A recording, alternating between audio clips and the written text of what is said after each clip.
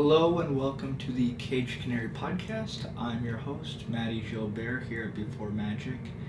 And today I wanted to talk about people who are afraid of magic. And people can be afraid of magic.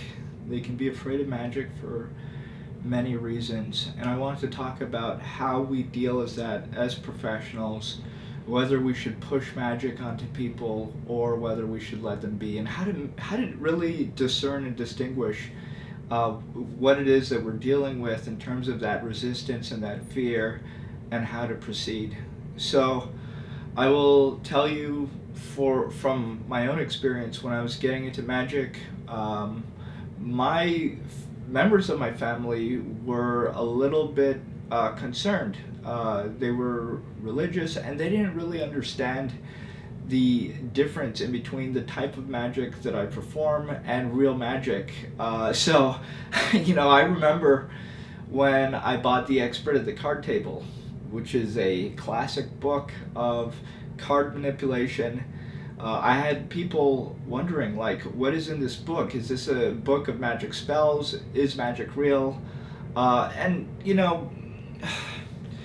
A lot of this is just from ignorance into the art of magic, but there is also a genuine concern because there is crossover in between what we would call real magic and performance magic, and that has been played upon by magicians throughout history. Magicians have classically used in their posters, in their advertisements, illustrations of demons and other, evil creatures and spirits. They talk about communicating with spirits. And so we need to look at what this is and why people are afraid of it, and whether it is appropriate to be performing certain things or presenting things in certain ways for specific audiences. I will tell you, I also remember going to a event and there were many people there that were religious, and there was a performer there who was doing it was a magic show, but they were doing a magic presentation based on seances, based on, bringing spirits to the theater and those spirits engaging with the audience. And I can tell you, people got up and they left. Oh, excuse me. People got up and left. People who were religious, who were, there were quite a few people there who were from, religious backgrounds. People left, and could it be that they're afraid? Could it be that they don't want their friends and families and members of their religious community to be involved with that, to see them being involved with that? That's all part of it. But I remember when that person came up on stage, a portion of the audience, and I'm talking about hundreds of people, got up. It wasn't a rude thing. It wasn't, it wasn't a protest. It wasn't anything like that. It was just they did not want to be in the room when somebody's doing what they call a seance. Was it really a seance? The guy was a magician. He was doing magic tricks through deception. I personally don't believe that there were any real spirits involved in that presentation. But for the audience, they don't know that, and maybe it's hard for them to distinguish that because the presentation is somebody presenting something as bringing spirits, which people do believe in, by the way. People believe in spirits and all that stuff. And, it's not my place to say whether it's real or fake. I personally don't think that is something that we can really do in the context of a show or a performance. But we can do that, but we can't convince everyone. Anyways, the point is, people left, and it got me thinking. I've encountered this in my own life, where I perform magic, and people were a little afraid. Some people don't want to see magic. Some of it is cultural. Certain cultures are very superstitious. They have their own beliefs. And they don't want to be anywhere near magic. They believe that it can rub off on them, bring them bad spirits, bad luck, something like that. Even though what you're presenting are card tricks, they may not be on the same page with you. So these are, I believe, genuine concerns that people have, and they have the right to have those concerns. And you may not be doing anything occult, you may not be doing anything evil, but people still have these concerns.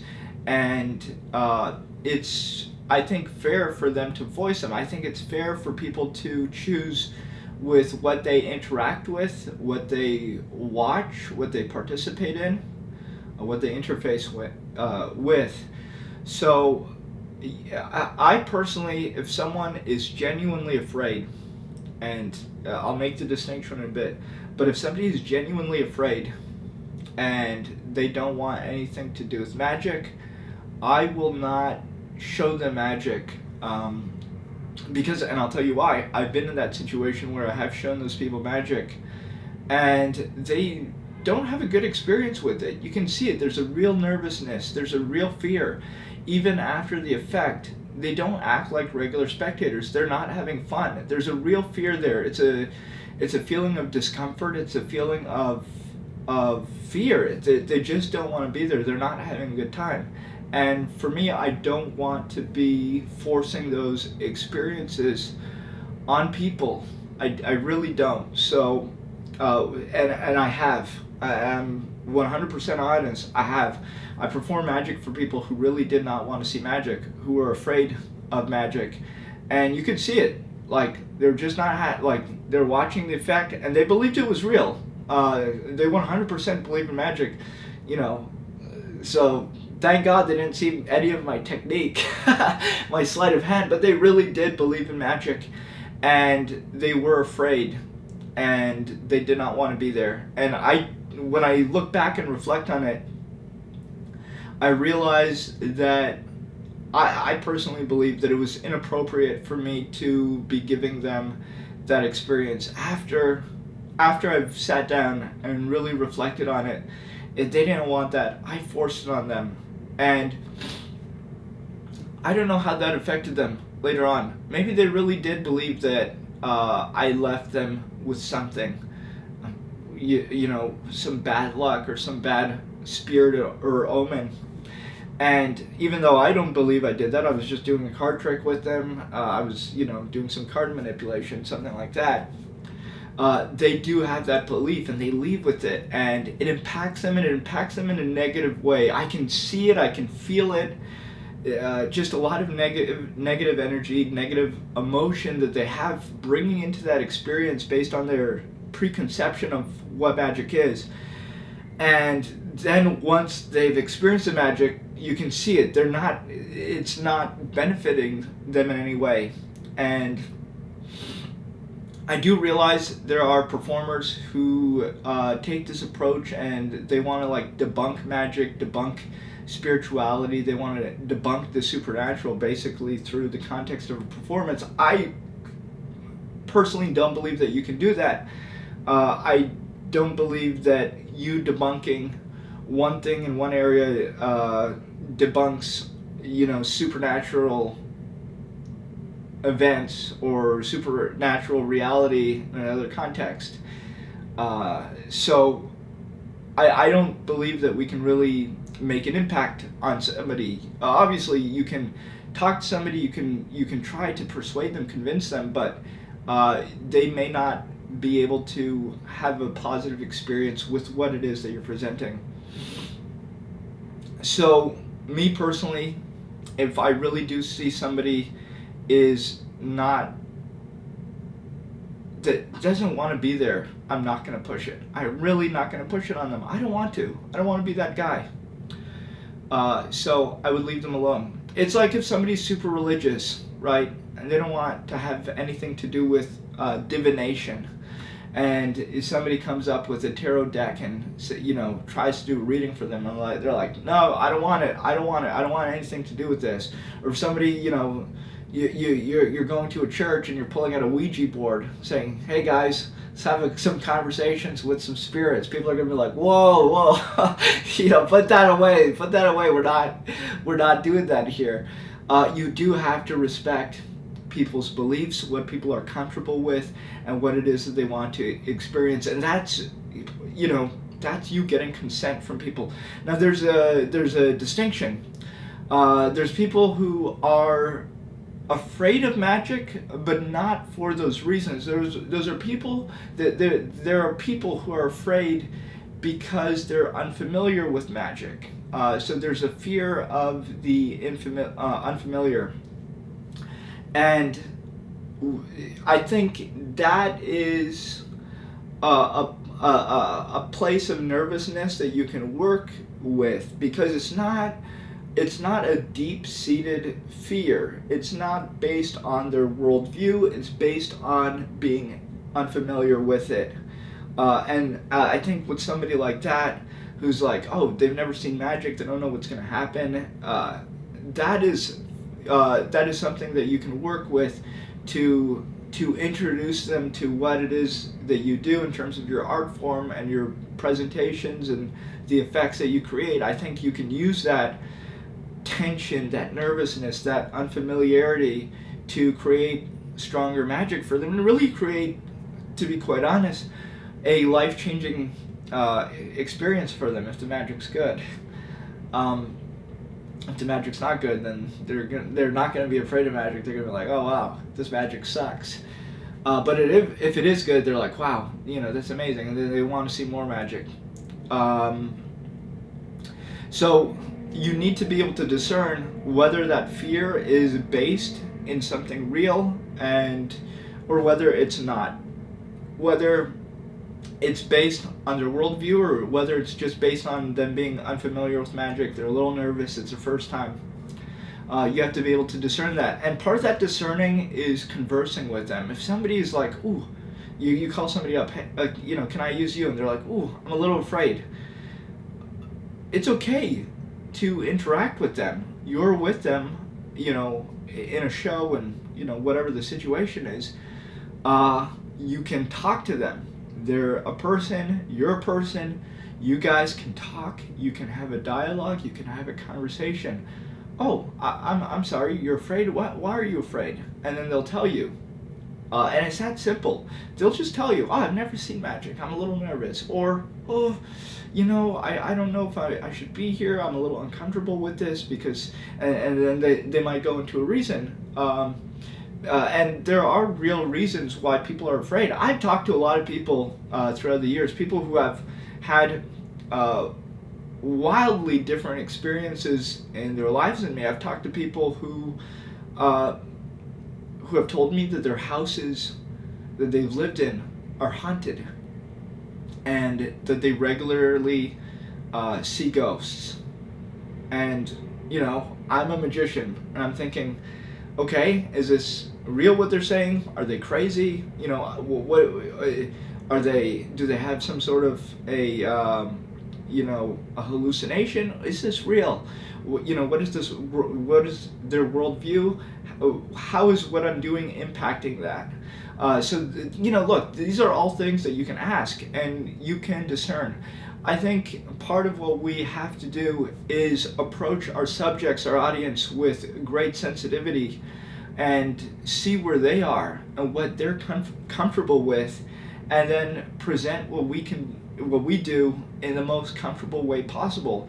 And to be quite honest, you may not be able to do it with everybody. There are people who are literally afraid of playing cards. They come from a culture where playing cards are taboo. They are seen as, they had a nickname for playing cards. They called them the devil's playthings. Why? Because they're used for deception and for gambling and for different vices. And so you have people who still carry those taboos, those stigmas throughout time, and it affects them, it affects their worldview, and they may not want to engage with that. And you know what? That's their choice. It's just like if you go to a bar and somebody who doesn't want to drink alcohol, are you going to force them to drink alcohol? If somebody's outside and they don't want to smoke. Are you going to force them to smoke? Everybody has a choice with what they want to do and interact with, and we have to respect that as magicians. And we also need to realize why people could be afraid, why they could be uncomfortable with what we do. We have to be sensitive to that and understand whether it's appropriate to proceed. Now, I will say this. If somebody's coming to a magic show, if somebody's really coming to a magic show, then I believe there's some sort of a contractual understanding that they're there to see magic. What I'm really referring to is people coming into a situation and they don't know all the rules of the game, and they are a little bit caught off guard. If you offer to show somebody magic and in an informal setting, they don't want to see it, and because they're afraid. If you see that fear, be sensitive to that. Ask them. It's okay to have a conversation. It's okay to find out. Maybe they want to tell you. Maybe they don't. Maybe they'll be afraid to tell you. And you know what? That's okay. And we have to respect that. And I don't think magic is something that should be forced on anybody. I think that we need to be able to discern and gauge where people's level of comfort and consent is, and if they are willing, if they do want to have that experience in seeing you perform your art, give them to that. But if they are afraid and they really, if it's not going to be a good experience for them, don't do it. And I would say a lot of magicians, a lot of people who call themselves magicians, don't have the sensitivity to do this, and it's quite sad. It is what it is, but it is quite sad. People force things on people. I mean, I have. I'm not as bad as some people, so I'm not going to pretend that I am, because some people are just like, let me show you the next one. And people are like, they want to leave, and the guy's just performing nonstop. We need to discern. We constantly, in what we do, we constantly have to be looking at our spectator and aware of their state of mind. We almost have to be mind readers. And this is not like a supernatural power. This is just watching people who you're interacting with and constantly gauging where they are emotionally, their receptiveness, their enthusiasm, their fear, everything. And I believe if you can do this, it will make you a better magician. And you will perform in your life. If you perform magic, you will come across people. This is a guarantee. I think if you perform for enough people, you will come across people who are afraid or uncomfortable with the subject of magic. And it is not something that you want to force on anybody. Of course, you're free to do whatever you want, but I would not advise that. I don't think it will end well, and I don't think that it will be a positive experience for them or for you. So, if you get anything out of this, please just approach your art form, what you do, with some sensitivity, and read the spectators. And if you're unsure, if you're really unsure, ask. They're there in front of you. You can have a conversation with them. Don't be afraid to ask them. Don't be afraid to ask people real questions, and be a real human being to them and with them, because I think that's what we all want, but we're a lot of times afraid of. But just do it. Just ask, and they will tell you. They're not going to be afraid to tell you. So I would suggest that you take that approach, and that you just ask and you have those conversations. This doesn't have to be like pulling at teeth. You can just ask. Usually they'll answer. Maybe they won't. Respect them. respect them, respect yourself, respect the art form, and respect the power that you have as a magician, and the real genuine fear and concerns people may have. Don't disparage them. People believe in magic, people believe in the occult, people believe in the supernatural, and you are not in some sort of enlightened position because you know how to do a few card tricks, and you're somehow going to debunk their whole worldview because you know how to do, you know how to shuffle a deck of cards and keep a card on top of the deck or on the bottom of the deck. Okay, I'm sorry, you do not have that authority from what it is that you do. I know a lot of magicians think they're the authority on debunking things, but they clearly are not. They usually don't have a clue about any of these subjects that I'm really discussing here. Even though they think they understand how the world works, I truly believe that they don't. So approach it with sensitivity, with understanding, discern. The more clarity that you can gain from the situation, the better it will be for you and your audience. That's all I have to say. If you guys enjoy watching this, you can go down below. We have more episodes on the CAGED Canary podcast. This is a podcast that I do for free. If you guys like it and you want to support the work that I'm doing, you can go to beforemagic.com/donate, and I have a donation page set up, so it really helps support what I do. You know, I sell different courses, products, playing cards, magic effects, but anything that comes in obviously helps what we are doing here. Me, my team who I work with on different magic, and I have so many great people who help me with things. You know, and we're going to get into a lot of the things that they help me, but you really help support what we're doing. And the way that you help support, I know a lot of people who watch these videos, I can see it in the analytics, are not subscribed. They like the videos, they come watch them. They're not subscribed, so you could subscribe if you aren't subscribed. That way you get all the content as soon as it becomes available. It gets, boom, pushed to you if you want it, if you want the notifications. If not, it just pops up, and you can check it out when you want. Like the video, you can share the video. All this stuff helps me in the analytics. All it helps share information about magic, and I really do try to share good information. I try to talk about things that people aren't talking about.